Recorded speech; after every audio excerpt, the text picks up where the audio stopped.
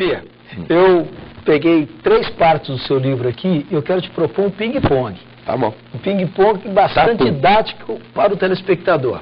Primeiro, você escreveu no seu livro Como Estudar. Quais são as principais dicas de como estudar? Estudar pouco, estudar todo dia e principalmente estudar sempre fazendo. Eu não admito alguém que estude sem ter um lápis e um papel na mão. Sempre. E não aquela canetinha amarela, porque você vai fazer risco, simplesmente. Estudar escrevendo, escrevendo, escrevendo. E outra coisa, cuidado. Escrever, na hora que você faz um A e você faz um B, o teu feedback neurológico é diferente do A para o B. Se você estiver digitando, apertar uma tecla, apertar outra, tanto faz. Então, na realidade, se você escrever, aquilo vai para o teu HD. Se você digitar, vai para o HD do computador. E o computador você não vai levar para o vestibular, você não vai levar para o exame. Então, sempre escrever. Nem que seja depois para pegar esse papel e jogar fora. Para lá um pouquinho.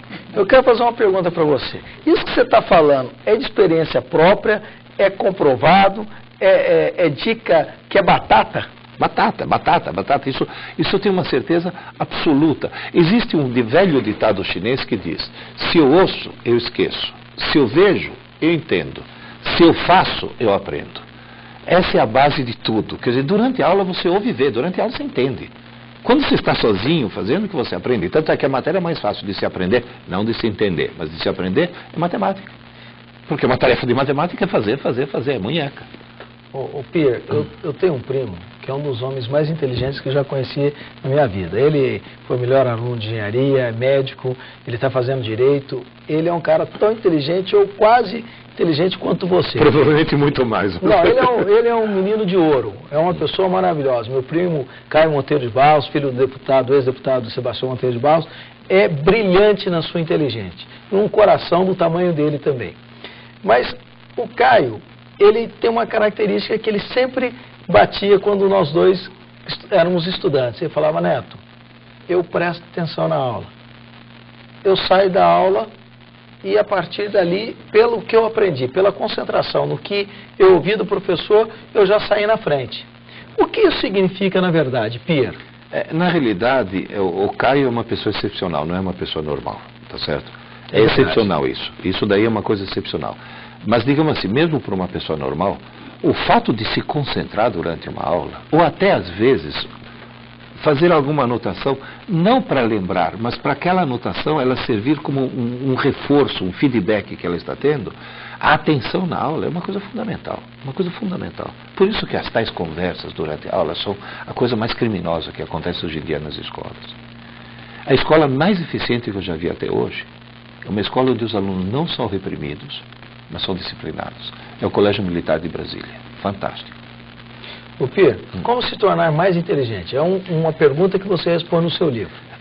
Na realidade, eu respondo em 5 passos, muito rapidamente. Os 5 passos são: número 1, acreditar.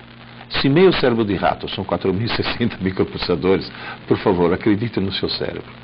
O segundo passo fundamental é tentar evitar as coisas que diminuem a inteligência. A professora agora há pouco enfatizou a minha demonização até excessiva da televisão, do videogame, mas, por exemplo, drogas, mesmo as drogas permitidas, álcool, cigarros, tudo isso são coisas que diminuem. O terceiro passo é aquilo que nós discutimos, acho que o programa todo: estudar pouco, mas todo dia. Isso que é fundamental. O quarto passo é fazer ginástica mental. Ir atrás de palavras cruzadas, isso aumenta o vocabulário, jogar xadrez, fazer ginástica, ir atrás de charadas, de quebra-cabeças, ginástica mental mesmo. E o quinto passo, que na minha opinião é o mais importante de todos, é ler muito. Mas ler muito. Quanto mais a pessoa lê, mais inteligente a pessoa se torna. Isso outra vez, é batata.